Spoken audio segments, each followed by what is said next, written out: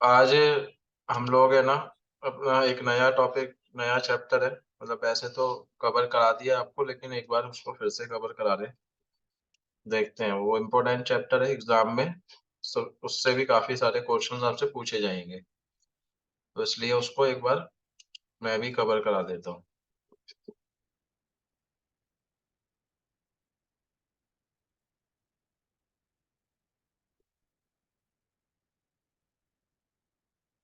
Chapter 14 है,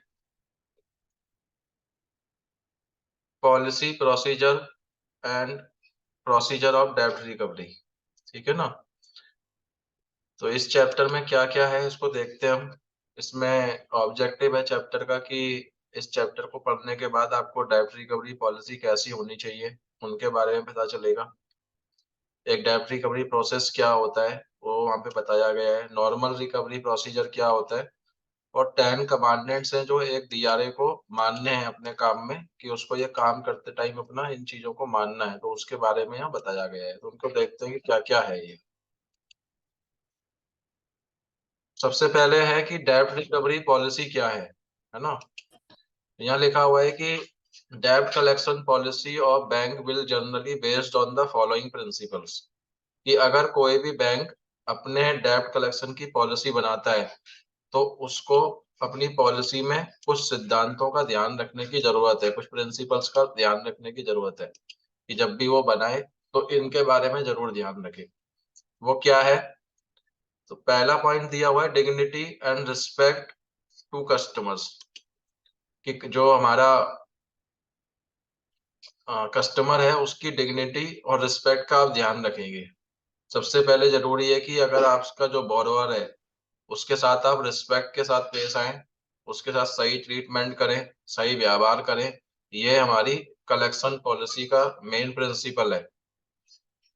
next है courtesy, fair treatment and persuasion in interaction with the customers. कि जब आप कस्टमर के साथ इंटरेक्शन करें, है ना, जब आप बात करें, तो आपके व्यवहार में नम्रता होनी चाहिए और आपका व्यवहार सही होना चाहिए। और आप पैसा मनाने के लिए बात करें उससे, ठीक है, जिससे कि आप अपना, आपका जो ऑब्जेक्टिव है उनसे बात करने का, कॉल करने का या विजिट करने का, वो यही होना चाहिए कि आप उनसे पैसा मना वापस लाने के लिए मना रहे हैं उन्हें, है ना। उनके साथ आर्ग्यूमेंट करना, डिस्प्यूट करना आपका ऑब्जेक्टिव नहीं होना चाहिए। नेक्स्ट है अप्रोप्रिएट ऑथराइजेशन। इसका मतलब है कि जो भी डीआरए को एंगेज किया जा रहा है कलेक्शन या रिकवरी के लिए, तो उसका एक प्रॉपर ऑथराइजेशन होना चाहिए, है ना। अनऑथराइज किसी भी पर्सन को रिकवरी के लिए किसी को भी भेजना अलाउड नहीं है, कि कोई भी पर्सन जाए और कस्टमर को कॉल करने लगे, कोई भी विजिट करने चले जाए। इस तरीके से नहीं होना चाहिए। एक पूरा उसका ड्यू डिलीजेंस होना चाहिए, प्रॉपर ऑथराइजेशन होना चाहिए, है ना। तो इसलिए आपने देखा होगा कि जब भी कोई न्यू हायरिंग होती है तो उसका एक ड्यू डिलीजेंस किया जाता है डीआरए का, जिसमें उसका केवाईसी करते हैं और फिर उसको ऑथराइज करते हैं। और ऑथराइजेशन से पहले जो भी रिक्वायर्ड स्किल्स हैं, जो भी स्किल्स की रिक्वायरमेंट है एक डीआरए को काम करने के लिए, उसको हम ट्रेन करते हैं पहले। नेक्स्ट है due notice to the customers. कि कस्टमर का जो भी ईएमआई देने का टाइम है, जो भी उसका डेट है, उससे पहले उसको रिमाइंडर दें, उसको नोटिस दें। डायरेक्ट उसके घर पे ना जाए, है ना। ये भी एक पॉलिसी का, ये क्या है, पार्ट है। कि ऐसा ना हो कि सेम डे जाके उसको बोल रहे हैं कि आपने पैसा पे नहीं किया, और सेम डे ही उसको कॉल कर रहे हैं। पहले से उसको नोटिस देना जरूरी है। अगर आप कलेक्शन कर रहे हैं, रिकवरी कर रहे हैं, या कोई प्रोडक्ट का रिपोजेशन भी कर रहे हैं, तो अभी आपको नोटिस देना पड़ेगा पहले से उसको, है ना। Document the dispute resistance threads of the customer in recovery efforts. इसका क्या मतलब है? इसका मीनिंग यह है कि आप जो भी, अगर कस्टमर के साथ, अगर मान लीजिए कि आप रिकवरी कर रहे हैं किसी भी बोरोवर की, और रिकवरी के दौरान आपका कोई डिस्प्यूट हो जाता है, किसी प्रकार का कोई, उससे मान लीजिए कि वो आपको काम करने में रोकता है आपको, या आपको कोई धमकी देने लग जाता है बोरोवर, तो इस प्रकार की जो भी कोई, मतलब ऐसा इंसिडेंट होता है, तो आप उसे डॉक्यूमेंट करें और बैंक को इन्फॉर्म करें इस चीज के बारे में। इसे डॉक्यूमेंटेड करें आप। Use simple business language in all verbal और रिटन कम्युनिकेशन विद कस्टमर्स। आप कस्टमर के साथ क्या करें कि वर्बल कम्युनिकेशन या रिटन कम्युनिकेशन कोई सा भी आप कर रहे हैं, उसमें सिंपल बिजनेस लैंग्वेज यूज करना है आपको। किसी प्रकार का टेक्निकल वर्ड यूज नहीं करना है ना, किसी टाइप का डिफिकल्ट वर्ड यूज ना करें आप, जिससे कि बोरोवर को कोई कंफ्यूजन क्रिएट हो या उसको मीनिंग समझने में प्रॉब्लम हो। तो ऐसी लैंग्वेज आप यूज ना करें, ना ही वर्बल में ना ही रिटन कम्युनिकेशन, है ना। अबे keep privacy and confidentiality of customers dues and other records. इसका मीनिंग है कि आपके पास कस्टमर का जो भी डेटा है, जो भी आपके पास इंफॉर्मेशन है, उसकी प्राइवेसी मेंटेन करना, उसकी कॉन्फिडेंसी मेंटेन करना भी आपकी ड्यूटी है। आपने स्टार्टिंग में जब आपको जो फर्स्ट सेकंड डे आपका होगा, तो वहां पे बैंक की ड्यूटी पढ़ाई होंगी। तो बैंक की ड्यूटीज में एक ड्यूटी ये भी थी टू मेंटेन द कॉन्फिडेंशियलिटी और maintain the secrecy of the customers account, है ना। पढ़ाया होगा आपको ये ड्यूटी। तो बैंक के ऊपर भी ये एप्लीकेबल होता है कि आप कस्टमर का जो भी इंफॉर्मेशन है आपके पास, आप उसकी सीक्रेसी मेंटेन करके रखेंगे। ये बैंक का एक बेसिक ड्यूटी है। तो बैंक की ड्यूटी है, तो ये ऑटोमेटिकली आपके ऊपर भी एप्लीकेबल हो जाती है ना, डीआरएस के लिए भी, कि आप किसी भी प्रकार का, मतलब ये बैंक का ड्यूटी है तो आपके ऊपर भी एप्लीकेबल होता है कि आपके पास भी किसी भी बोरोवर का जो भी इंफॉर्मेशन है, वो किसी थर्ड पार्टी के साथ आपको शेयर नहीं करना है कभी भी, है ना। जो भी उसका ड्यूज से रिलेटेड इंफॉर्मेशन है, आप उसी से बात करेंगे, ना उसके फैमिली मेंबर से, ना उसके दोस्तों से, ना कलीग से, ना ऑफिस के लोगों से, किसी से आप शेयर नहीं कर सकते हैं ऐसा कुछ। म्यूट कर लीजिए आप सभी। नो मिसलीडिंग और misrepresentation to be made the customers. इसका मतलब है कि आप किसी प्रकार की कोई गलत इन्फॉर्मेशन कस्टमर को ना दें, है ना। ऐसा ना हो कि अपना काम करने के चक्कर में आप उसे कोई गलत इन्फॉर्मेशन दे दें, है ना। कई बार डीआरए करता है, कस्टमर को गलत इन्फॉर्मेशन दे देता है अपना टारगेट पूरा करने के चक्कर में, और पैसा ले लेता है, और बाद में फिर क्या होता है, बोरोवर को दिक्कत होती है, वो फिर बैंक के साथ डिस्प्यूट क्रिएट होते हैं। तो किसी प्रकार से मिसलीड ना करें आप कस्टमर को, है ना। जो फैक्ट है वही बताएं। और मिसरिप्रेजेंटेशन भी नहीं करना है। मिसरिप्रेजेंटेशन का मतलब है कि जो आप हैं, आप वही बताएं, अपनी अथॉरिटी को किसी प्रकार से मिसरिप्रेजेंट ना करें। आप कॉल कर कर आप किसी कस्टमर को बोल रहे हैं कि मैं सीआईडी से बात कर रहा हूँ, या मैं कंज्यूमर कोर्ट से बात कर रहा हूँ, है ना। या मान लीजिए कि मैं लॉयर हूँ, या मैं आपको अरेस्ट करने का आपका वारंट निकल आया है। इस तरीके की चीजें नहीं करनी है आपको, कोई मिसरिप्रेजेंटेशन नहीं करना है। आप डीआरए हैं, जो आपकी अथॉरिटी है बस वही आप बताएं। अपनी आइडेंटिटी को गलत तरीके से प्रेजेंट ना करें कस्टमर के सामने, है ना। Read, understand and abide by the policy guidelines. जो भी आपकी रेगुलेटरी गाइडलाइंस है और बैंक की तरफ से आपको जो गाइडलाइंस दी गई है, उनको आपको पढ़ना है, समझना है और उनका पालन करना है ना। ठीक है। कुछ पूछना है आरती आपको? हाँ आरती, कुछ पूछना है आपको क्या? No sir. तो फिर ये रेज क्यों कर रहे हैं आप हैंड बार बार? हम्म।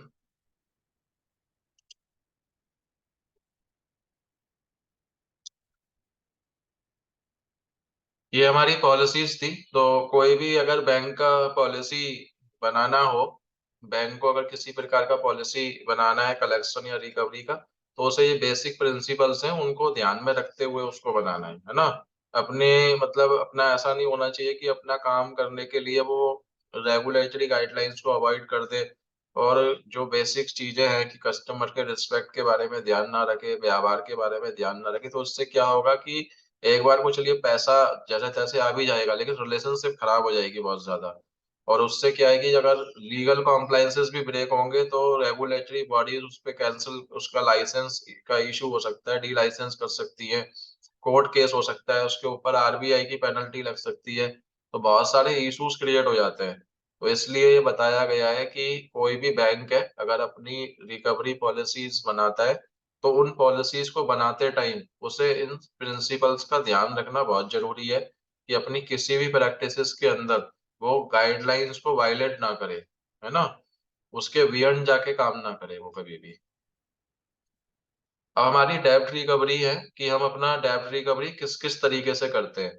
तो हमारे चार तरह का रिकवरी है अपना, हम लोग, है ना, किस किस तरीके से रिकवरी करते हैं। एक नॉर्मल रिकवरी प्रोसेस होता है हमारा, एक डिफिकल्ट रिकवरी प्रोसेस होता है, एक एसेट्स पोजीशन होता है और लीगल रिकवरी होता है। इसका मीनिंग भी समझ लेते हैं हम क्या होता है। देखिए, नॉर्मल रिकवरी का मतलब है कि जब आप कस्टमर से कॉल करके विजिट करके अपना पैसा रिकवर करते हैं ना, उसे हम नॉर्मल रिकवरी कहते हैं, है ना? जहाँ कस्टमर आपके कॉन्टैक्ट में है, उसका एड्रेस जो दिया है उसपे वो अवेलेबल है, तो वो नॉर्मल रिकवरी के उसमें आ जाता है। लेकिन डिफिकल्ट रिकवरी प्रोसेस का मतलब है कि जहाँ कस्टमर ना तो कॉल पे अवेलेबल है, ना ही कॉरेस्पॉन्डेंस एड्रेस पे अवेलेबल है, और यहाँ पे आपको उसको फॉलो अप करना पड़ रहा है, उसे ट्रेस करना पड़ रहा है, उसकी लोकेशन का पता करना पड़ रहा है, ढूँढना पड़ रहा है बेसिकली आपको उसे, है ना? और उसके साथ क्या है कि हमें काफ़ी वो हमें टालने की कोशिश में लगा रहता है, कॉन्टैक्टिबिलिटी हमारी खत्म हो चुकी होती है, हमें उसे ट्रेस करना पड़ता है, ढूँढना पड़ता है, पता लगाना पड़ता है।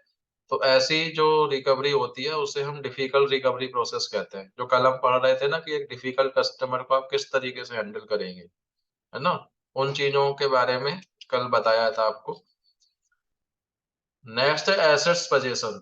एसेट्स पोजीशन क्या होता है कि है ना, जैसे मान लीजिए कि जो भी प्रोडक्ट है, अगर प्रोडक्ट मान हमने फाइनेंस किया, अगर बोरोवर हमें पैसा देने से मना कर देता है, हमने उसको रिमाइंडर दिया, उसे नोटिस दे दिया, लेकिन बावजूद उसके वो पैसा नहीं दे रहा है। तो बैंक के पास ये राइट होता है कि वो जिस प्रोडक्ट को फाइनेंस किया है, उस प्रोडक्ट को वो रीपरचेज़ कर सकता है अपने पास। जैसे कि व्हीकल जो होता है, आप तो व्हीकल का पोर्टफोलियो कर भी रहे हैं मैक्सिमम लोग। तो अगर व्हीकल हम उससे वापस ले लेते हैं अपना, है ना? एसेट्स पोजीशन होता है, उस तरह की रिकवरी को हम एसेट्स पोजीशन कहते हैं। अच्छा।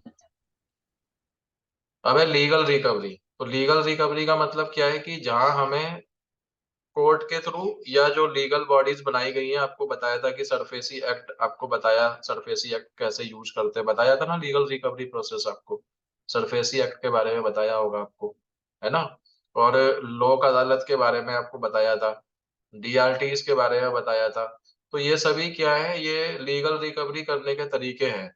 तो हम लोग जैसा केस होता है उसके अनुसार अपना लीगल टूल्स यूज करते हैं।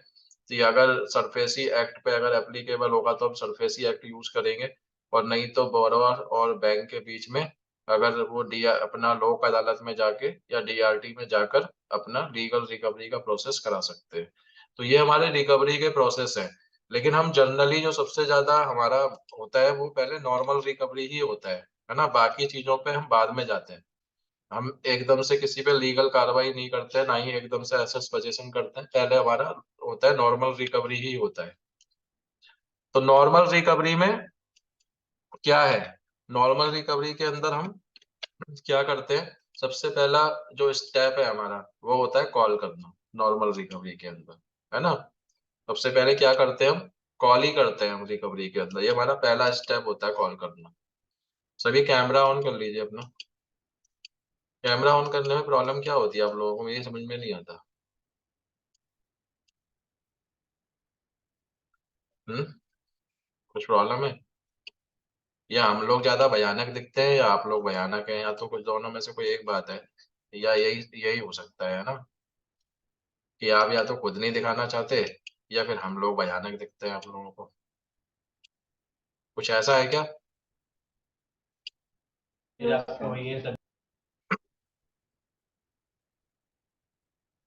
अब है हमारा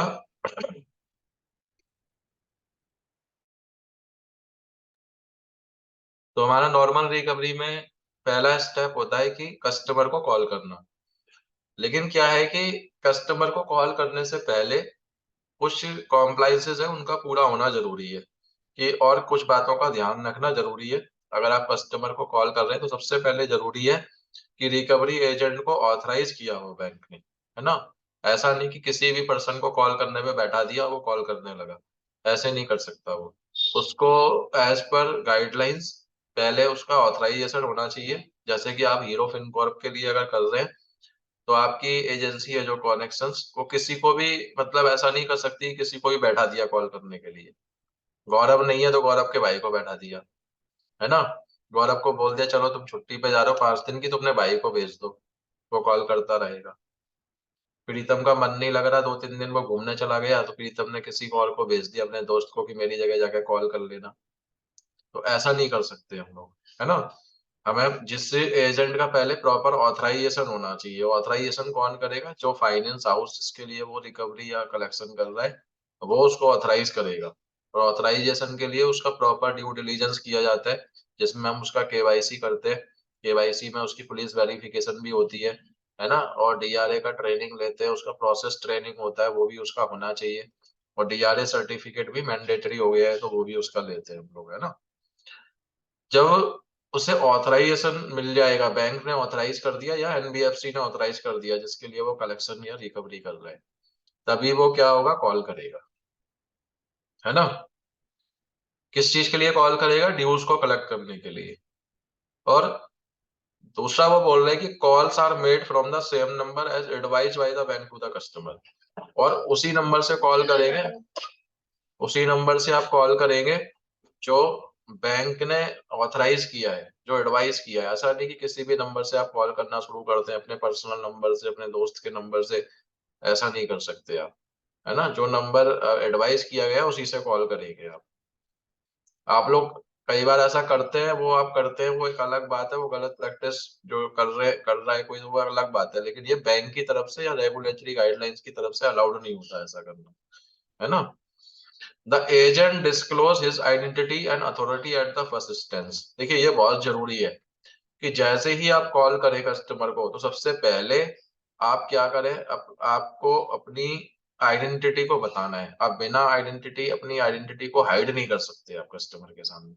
आपको बताना पड़ेगा कि आप कौन है और कहाँ से बात कर रहे हैं, है ना। ये आपको बताना है। डीआरए जो है वो एक डेटर को कांटेक्ट कर सकता है सुबह 8 से शाम को 7 बजे के बीच में। ये जनरल टाइमिंग है हमारा कॉल करने का, है ना। लेकिन अगर मान लीजिए कि कोई एक्सेप्शनल केस है, कोई पर्सन ऐसा काम करता है कि इस आवर्स में उसके पास टाइम नहीं है या उसका फोन उसके पास अवेलेबल नहीं होता, कुछ लोगों का काम धंधा ऐसा होता है। आप लोगों के भी फोन जमा हो जाते होंगे ना, आप लोगों का भी होगा ऐसा काम, यस सर। है ना। तो ऐसे ही जी कुछ सर। लोग बीपीओज में काम कर रहे हैं या उस टाइम पे अवेलेबल नहीं है, हॉस्पिटल्स में काम कर रहे हैं, बहुत सारी चीजें होती हैं।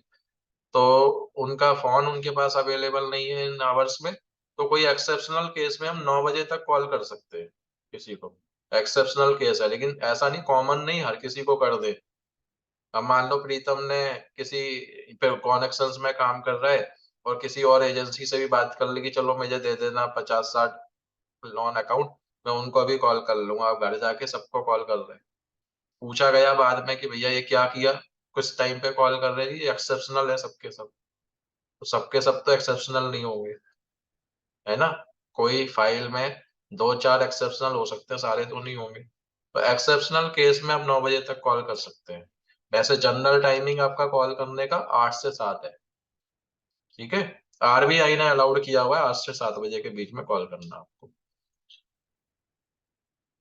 अब है कि agent should as far as possible honor the customer's request to avoid calls at particular time or a particular place। कि अगर मान लीजिए कि कोई कस्टमर रिक्वेस्ट करता है आपसे, डीआरए से किसी से रिक्वेस्ट करता है कि आप इस पर्टिकुलर टाइम पे या मैं इस जगह पे जब होता हूँ तो आप कॉल ना करें, है ना, रिक्वेस्ट कर रहे हैं वो।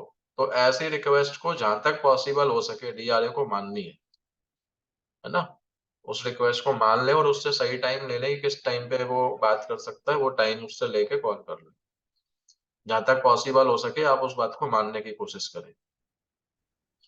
All calls where the customers become abusive or threatening should be appropriately documented। अगर किसी भी कॉल पे जहाँ कस्टमर आपके साथ गलत लैंग्वेज यूज करने लग जाता है या आपको धमकी देने लग जाता है, तो आप उसको प्रॉपर तरीके से क्या करें, डॉक्यूमेंटेड करें आप उसे, है ना। ठीक है, उसे डॉक्यूमेंटेड करना है आपको, और बैंक को इन्फॉर्म करना है आपको उस चीज के बारे में, जिससे कि बैंक का जो भी आगे एक्शन होगा बैंक ले सके। नेक्स्ट पॉइंट है, इसी में नॉर्मल रिकवरी में कंटिन्यू है, customers questions be answered in full.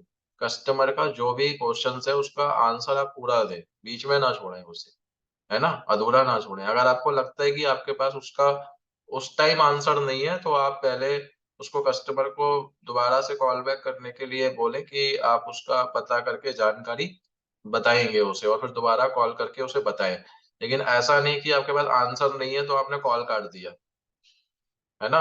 और फिर उसको बताया भी नहीं, तो ये क्या है कि गलत इंप्रेशन छोड़ेगा फिर आपका, और कस्टमर के ऊपर मन में भी डाउट आएगा, और फिर आपकी बात पूरी हो नहीं पाएगी, और आपका जो ऑब्जेक्टिव था कॉल करने का वो भी पूरा नहीं हो पाएगा, है ना? तो इन्फॉर्मेशन नहीं है, तो या तो आपकी जो नेक्स्ट अथॉरिटी है उससे आप बात कराएँ, अगर आपके पास आंसर नहीं है, या अपने सीनियर से बात करा दें आप। How often to call customers, customer को कितनी बार कॉल करना है, बैंक की तरफ से आपके जो गाइडलाइंस मिली है उसको ध्यान में रख के कॉल करें। ऐसा नहीं कि कस्टमर को कंटिन्यू कॉल ना करते रहें, वो पिक नहीं कर रहा और आप करे जा रहे हैं, ऐसा नहीं करना है। If the customer is not available during a few calls made by the agent, message may be left to an adult family member। अगर मान लीजिए कि आपने कॉल किया और कस्टमर अवेलेबल नहीं है उस नंबर पे, है ना, कहीं गया है, बाहर जा सकता है, कुछ भी ऐसी सिचुएशन है, तो आप अपना मैसेज किसी अडल्ट फैमिली मेंबर को दे दें, उसके फैमिली मेंबर को, कि वो जब भी आए तो उन्हें कॉल बैक करने के लिए कहें, या आप उनको मिलने के लिए कह दें आप, है ना? कॉल बैक करने के लिए कह दें आप। लेकिन ड्यूज़ वगैरह की जानकारी फैमिली मेंबर को नहीं देनी है, ना ही लोन के बारे में जानकारी देनी है ना? उनसे बस आप कॉल बैक करने के लिए या मिलने के लिए कह दें कि आप मिल लें यहाँ पर।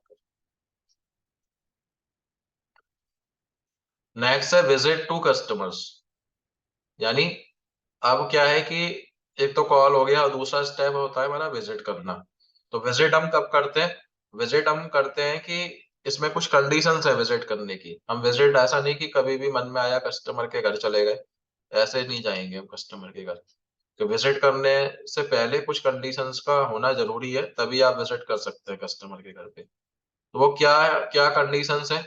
वो है, पहला पॉइंट इसमें दिया हुआ है, first point, the debtor has not paid the due amount within the days of grace and dues are still outstanding against him और एंड हर। क्या मतलब है इसका? कि वो कह रहा है कि डेटर ने क्या है कि जो ड्यू डेट था उसका, उस ड्यू डेट पे उसने पैसा पे नहीं किया, वो टाइम निकल चुका है उसका। और अभी भी उसका आउटस्टैंडिंग बना हुआ है, उसने पे नहीं किया है। तो आप उस केस में क्या कर सकते हैं, कस्टमर के घर पे विज़िट कर सकते हैं। अगर उसका ड्यू डेट से पहले ना आप विज़िट करेंगे, और ना ही ड्यू डेट से, अगर ड्यू डेट के बाद मान लीजिए कि उसने पैसा पे कर दिया, तो फिर जाने का मतलब ही नहीं है। मान लीजिए कि उसका ड्यू डेट 24 नवंबर का था और उसने 25 नवंबर को पेमेंट कर दिया, तो फिर आप उसके घर पे जाने का कोई मीनिंग नहीं है ना? ये पता कर लें आप हमेशा। The debtor has been notified of the amount due and also the name of the collection agent। अगर मान लीजिए कि कोई ड्यू डेट निकल गई है, पैसा नहीं आया है ना? तो ये बैंक की या जो फाइनेंस हाउस है, जो भी नॉन बैंकिंग फाइनेंस कंपनी है, ये उसकी ज़िम्मेदारी बनती है कि आप उसको, कस्टमर को इन्फॉर्म करें कि उसका कलेक्शन या रिकवरी के लिए किस रिकवरी एजेंट को अपॉइंट किया गया है इसके लिए। ठीक है ना? अब जैसे मान लीजिए कि हीरो फिनकॉर्प का जो भी आप कर रहे हैं, अब किसी का ड्यू डेट का टाइम निकल गया, ड्यू ड्यू उसने पैसा पे नहीं किया, तो उसके पास हीरो फिनकॉर्प की ये ज़िम्मेदारी है कि वो इन्फॉर्म करेगा कि हमने आपके कलेक्शन या रिकवरी के लिए इस कनेक्शंस को क्या किया है, अपॉइंट किया गया है। ये आपसे बात करेंगे कलेक्शन या रिकवरी के लिए, आपसे मिलेंगे आकर। है ना? ये इन्फॉर्मेशन देना क्या है, बैंक की ज़िम्मेदारी है, या जो एनबीएफसीज़ है उसकी ज़िम्मेदारी है आरबीआई गाइडलाइंस के अनुसार, है ना? मैसेज छोड़ सकते हैं आप, मैसेज छोड़ दिया जाता है जनरली आज के टाइम पे, तो उनको पता होना चाहिए कि हाँ, इसको अपॉइंट किया गया है कलेक्शन और रिकवरी के लिए। क्यों पता होना चाहिए ऐसा? कि अगर कल को मान लीजिए कि किसी को पता चल गया कि भैया ड्यू है उसका, और जाके कोई बंदा पैसे ले आया, तो इससे क्या है कि उसके साथ धोखा हो सकता है, कुछ भी हो सकता है। तो अगर उसके बाद मैसेज गया होगा कि इस कंपनी के पर्सन को अपॉइंट किया गया है, तो जो वो आएगा तो वो उससे आईडी कार्ड माँग सकता है, उससे पूछ सकता है कि बताइए आप कहाँ से आए हैं। तो उससे क्या है ना कि किसी टाइप का जो फ्रॉड होने का जो चांसेज़ है कस्टमर के साथ में, वो नहीं होगा। और ऐसे बहुत बार होते हैं कि फ्रॉड हो जाते हैं। पता है एजेंट क्या करता है, कई एजेंट भी कस्टमर के साथ में फ्रॉड कर देते हैं। मैं आपको एक इंसिडेंट बताता हूँ कि एक बार एक ऐसा केस, वैसे तो बहुत सारे केस हैं ऐसे, लेकिन एक केस मैं आपको बताता हूँ, फरीदाबाद का केस है ये।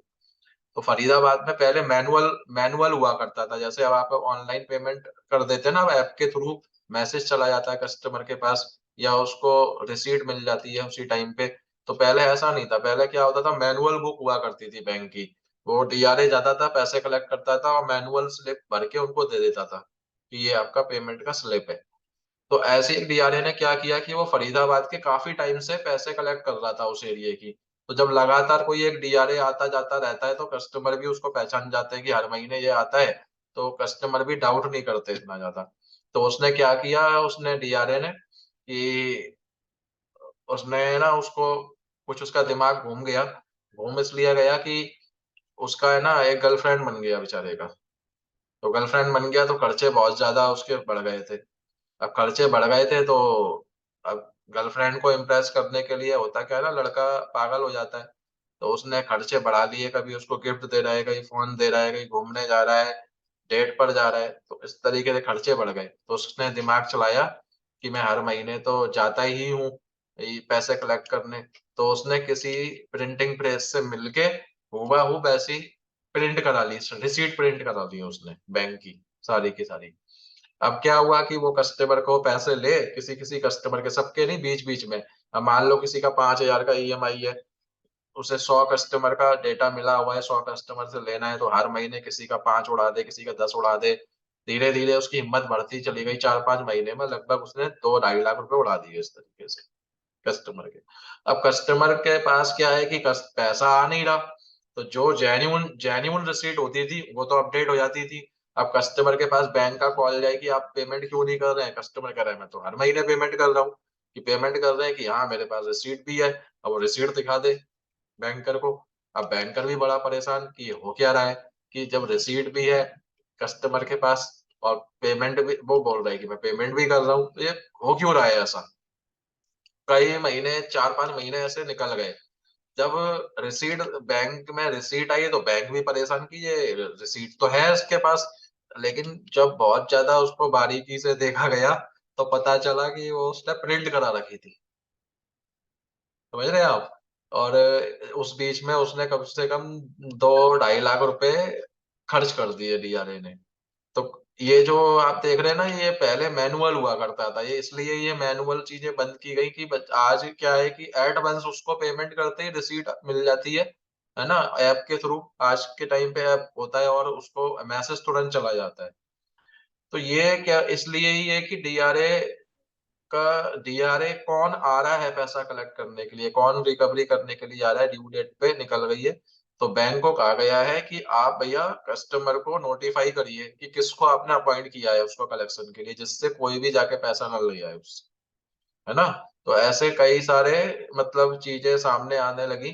तो और कई बार क्या हुआ कि एजेंट, अब का एजेंट भी देखिए क्या करता है, मान लीजिए कि आज पैसा ले आया कस्टमर से और उसने अपना काम चला लिया और पता चला कि अगले महीने पैसे जमा कर रहा है, 1 महीने बीच में से गायब कर दिया या 10 दिन गायब कर दिया। तो ऐसी चीजें ना हो, इसलिए उसको बताया कि कस्टमर को बताना जरूरी होता है कि अगर कोई कलेक्शन के लिए एजेंट भेजा जा रहा है तो उसको किसको अपॉइंट किया गया है उसके लिए, है ना। ये ये मैसेज देना बैंक या एनबीएफसी की जिम्मेदारी है। नेक्स्ट है, collection agent has taken an appointment from the debtor for the visit at a particular place or a particular date and time। कह रहा है कि कलेक्शन एजेंट क्या है, पहले अपॉइंटमेंट ले ले डाक्टर से जाने से पहले विजिट के लिए। ऐसा नहीं किसी भी टाइम जाके खड़े हो जाए। वो एक अलग बात है, अगर कस्टमर कॉल पे कोऑपरेट नहीं कर रहा है, वो बात नहीं कर रहा है, कॉल पिक नहीं कर रहा है, तो आपको जाना ही पड़ेगा, ये तो एक नेचुरल सी बात है। लेकिन जहाँ ड्यू डेज निकल गई है और कस्टमर ने पैसा पे नहीं किया, तो आप अपॉइंटमेंट लेकर जाएं उससे, है ना। पहली बार तो आप कम से कम अपॉइंटमेंट लेकर ही जाएंगे। लेकिन जब कस्टमर कोऑपरेट नहीं कर रहा है, ना कॉल पिक कर रहा है, ना बता रहा है, तो फिर आपको फिर जाना ही पड़ेगा उसका, तो फिर आप कुछ नहीं कर सकते। तो विजिट में कुछ पॉइंट और हैं जो कंटिन्यू है हमारे। तो वो कह रहे हैं during visit agent should be in proper dress and appearance और dress prescribed by the principal bank RBI and IBA guidelines. वो कह रहा है कि विजिट के दौरान एक एजेंट का प्रॉपर ड्रेस में होना बहुत जरूरी है। उसका जो अपीयरेंस है वो सही होना चाहिए, है ना। तो ये क्या है कि जो उसके बैंक के द्वारा जो भी ड्रेस कोड बताया या तो वो फॉलो करे, और अगर कोई ड्रेस कोड नहीं है तो जो हमारी रेगुलेटरी गाइडलाइंस कहती है, जो आरबीआई और आईबीए ने बनाया है कि एक ड्रेस कोड सही होना चाहिए, फॉर्मल होना चाहिए, उसको फॉलो करे वो, है ना। एक सही ड्रेस कोड का होना जरूरी है। अब ये नहीं कि पता चला कि जैसे एक क्वेश्चन आया था ना कि डीआरए को कहा गया कि ये कस्टमर के घर पे से आपको पेमेंट कलेक्ट करना है और वो किसी पार्टी में जा रहा था, पार्टी क्लोथ पहने हुए थे और रास्ते में ही घर पड़ गया, तो शेरवानी पहन के घर पे चला गया उसके। मान लीजिए तो आस-पास कोई देखेगा तो थोड़ा ऑकवर्ड ही फील होता है कि क्या चल क्या रहा है ये, थोड़ा ना अजीब-सा ऑकवर्ड फील होगा कस्टमर को भी। या मान लीजिए कि कोई अब डीआरए है, अब उसका ड्रेस कोड ऐसा है कि कॉलर खड़े हुए हैं, है ना? कॉलर खड़े कर रखे हैं, शर्ट के बटन खुले हुए हैं और ऐसे कस्टमर के घर पे चला गया। तो आस-पास के लोग भी थोड़ा देखते ना, ये कौन आ रहा है, क्या है, तो किस तरीके से आ रहा है, तो थोड़ा ऑकवर्ड फील होता है। इसलिए एक सही ड्रेस कोड का होना ज़रूरी है ना? अब बोरोवर भी नहीं तो मतलब क्या सोचेगा बताइए? बैंक के भी कैसे दिन आ गए कि कैसे-कैसे लोग आ रहे हैं। एक बैंक की भी तो गुडविल खराब होती है ना उसमें, होती है या नहीं? हुँ? Yes sir.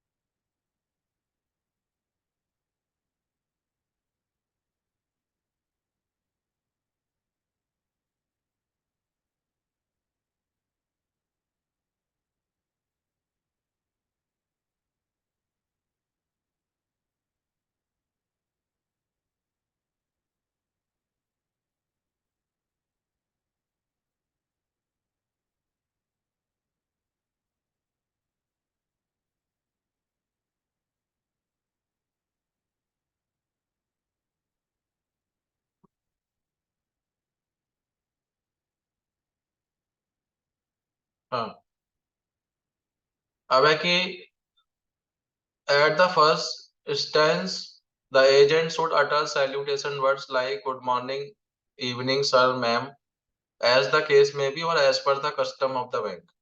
अब क्या है, जैसे ही आप उनसे पहली बार मिलेंगे तो आपको उनसे इस तरीके के वर्ड यूज करने हैं, आप उन्हें विश करें और सर और मैडम करके बात करें आप उन्हें। या फिर आपके यहाँ मान लीजिए कि बैंक का कुछ अलग कस्टम है, आप किसी रीजनल लैंग्वेज में करते हैं, तो वो भी आप बोल सकते हैं ना। अब agent should thereafter show his ID card and authority given by the principal for debt collection from the debtor. Agent क्या करें, अपने आईडी कार्ड को अपने साथ रखें और उसको दिखा, जब अगर कस्टमर मांगता है तो उसको दिखाना भी है उसे, है ना? अगर अथॉरिटी जो उसको दी गई है वो उसी से क्या होगा, उसी से ही वैलिडेट हो पाएगा। कस्टमर बोलता है भैया आईडी कार्ड दिखाइए, गौरव चला गया घर पे, अब गौरव कह रहा है ये आईडी कार्ड तो मैं ऑफिस में भूल आया या मेरे बैग में रह गया। तो इस तरीके से तो फिर कस्टमर ना ट्रस्ट करेगा और ना ही काम हो पाएगा, है ना? तो वो आईडी कार्ड आपको अपने साथ रखना है। विज़िट का जो टाइम है आरबीआई के द्वारा वो 7 से 9 बजे तक का बताया गया है, इस बीच में आप विज़िट कर सकते हैं। और बाकी अगर आपके बैंक ने मान लीजिए कि 7 से 7 किया है, 7 से 8 किया है, तो अपने बैंक का टाइम आप फ़ॉलो कर सकते हैं। ये आरबीआई की तरफ से बताया हुआ टाइम है।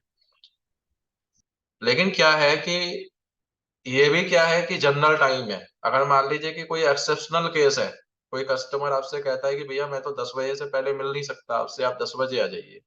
तो आप ऐसे, जहाँ आपको लगता है ना कि कोई केस अलग है, डिफरेंट है, अलग टाइप का है, तो ऐसे केस में क्या करना है आपको, ऐसे केस में अपने बैंक से इंस्ट्रक्शंस लेने हैं आपको कि हमें क्या करना चाहिए।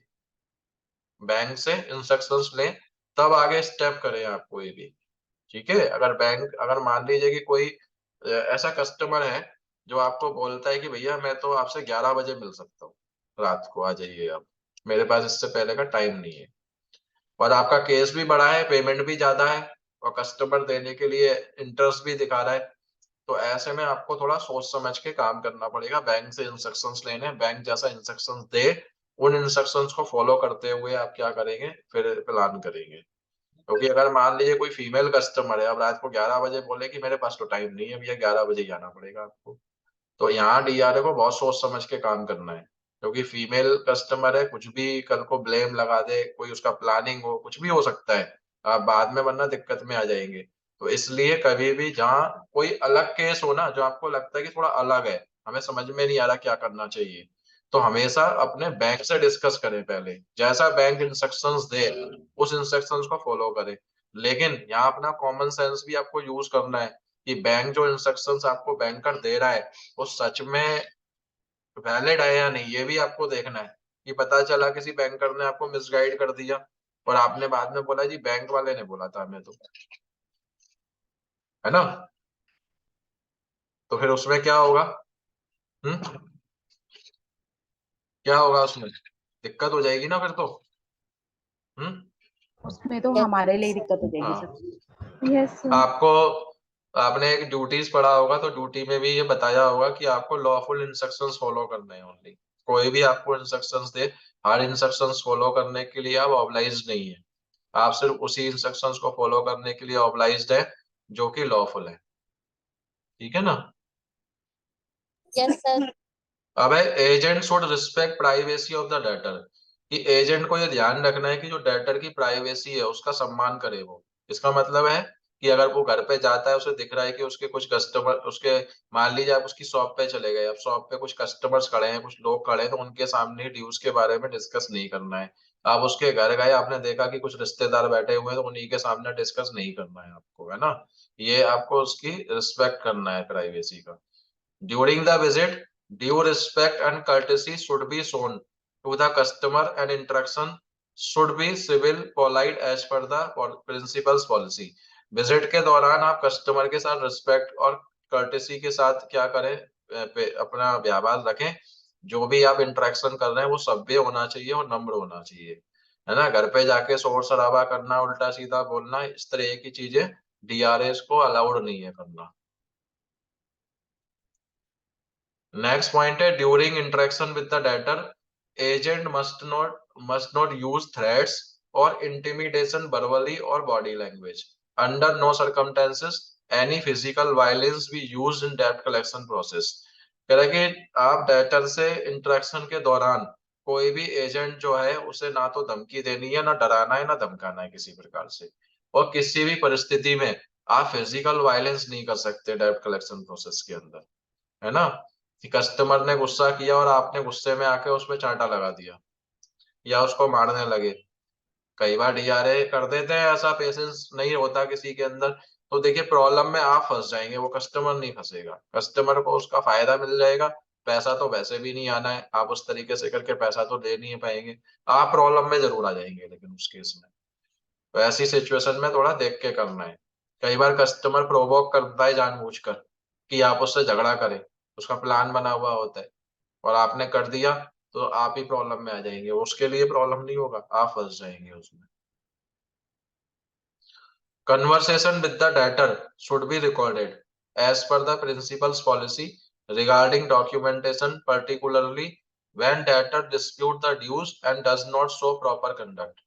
वो कह रहा है कि आपका जो भी कॉन्वर्सेशन है ना, वो रिकॉर्डेड होना चाहिए, जो आपकी बैंक की पॉलिसी है उसके अनुसार उसको रिकॉर्ड करके रखें आप। ठीक है। और जो भी, जब भी कोई अगर मान लीजिए डायरेक्टर के साथ आपका डिस्प्यूट हुआ है तो उसको जरूर डॉक्यूमेंटेड करें और रिकॉर्ड करके रखें आप, है ना।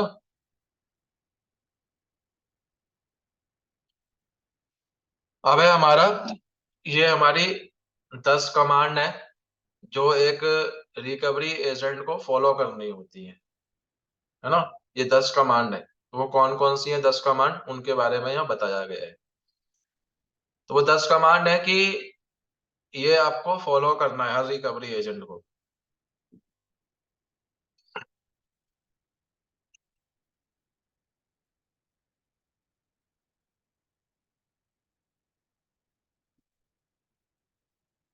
फर्स्ट पॉइंट है डोंट वायलेट और breach the recovery policy prescribe by the principal. Bank ने जो भी पॉलिसीज आपको दी है उन पॉलिसीज को आपको, है ना, क्या नहीं करना है, ब्रीच नहीं करना है। ब्रीच मतलब उनको तोड़ना नहीं है, ना ही उनके बियॉन्ड जाके काम करना है आपको।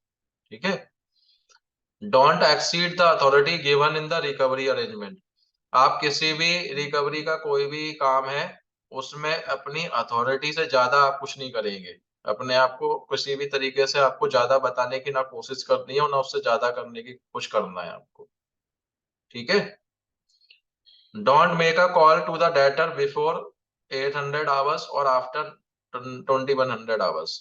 तो आपको ये बोल रहा है कि 8 बजे से पहले और 9 बजे के बाद आप कस्टमर को कॉल नहीं करेंगे, है ना। मैक्सिमम टाइम उनने बताया था ना, एक्सेप्शनल केस में 9 बजे तक है, तो वो वही बोल रहा है कि 8 बजे से पहले और 9 बजे के बाद आप कॉल नहीं करेंगे आप कस्टमर को। डोंट मेक anonymous calls और bunch calls to the debtor which may be perceived as harassment। आप क्या है कि कस्टमर को क्या नहीं करेंगे, कॉल नहीं करेंगे, लगातार कॉल नहीं करना है कंटिन्यू, क्योंकि ये एक तरीके से हरासमेंट माना जाएगा। अगर आप उसे लगातार कॉल करते जाएंगे तो हरासमेंट माना जाएगा। डोंट कंसील और misrepresent your identity during calls and visits और other interaction with the debtors. आप अपनी आइडेंटिटी को ना हाइड करेंगे और ना ही गलत तरीके से पेश करेंगे कस्टमर के सामने, चाहे आप कॉल पर हो या विजिट पर हो या किसी भी प्रकार का इंटरेक्शन आपका डेटर के साथ चल रहा है, तो आप अपनी आइडेंटिटी हाइड नहीं करेंगे और गलत तरीके से पेश नहीं करेंगे अपनी आइडेंटिटी को। Don't show uncivil, indecent, dirty और अनकाउथ बिहेवियर और such language during calls and visit to the debtor. आप क्या है कि जब डेटर के साथ कॉल पे या विजिट के दौरान आप किसी भी प्रकार का असभ्य या गलत व्यवहार नहीं करेंगे आप, है ना, चाहे आप कॉल पे हो या विजिट पर हो। Don't harass, humiliate, intimidate, threaten the debtor verbally और फिजिकली।